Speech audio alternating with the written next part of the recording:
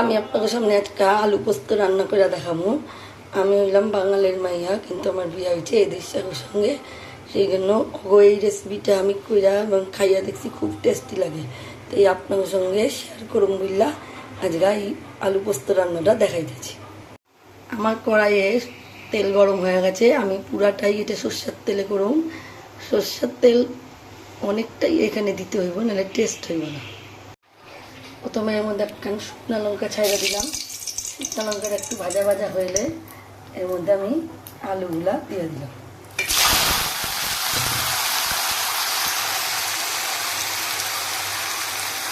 আলুটা হালকা ভাজা ভাজা হয়ে গেছে। এবার এর মধ্যে আমি একটুখানি হলুদ গুঁড়া আর নুন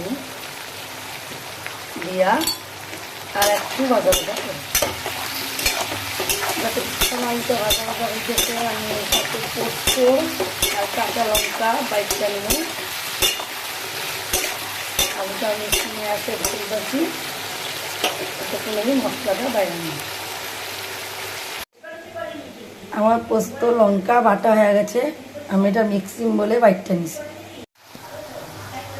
এবার আমি পোস্ত দিয়া এটারে কষাই নিই।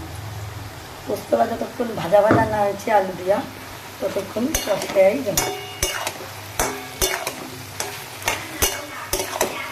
এরপরে একটু লঙ্কা গুঁড়াও দিয়া কষাবো।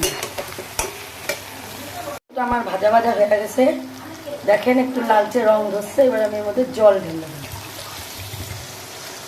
জল ঢালাইয়া এরপরে আমি একটা ঢাকনা চাপা দিয়া দিই।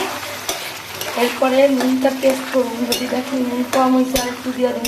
আপনাকে স্বাদ মতো নুন দিবেন, চিনি দিলে দিতে পারেন, আমি চিনি দিন না, আমি বাংলা রুটি মিশানো তো এই জন্য।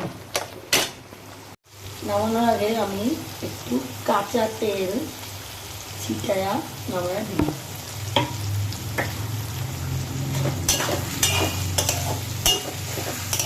বন্ধুরা, আমার আলু পোস্ত রেডি।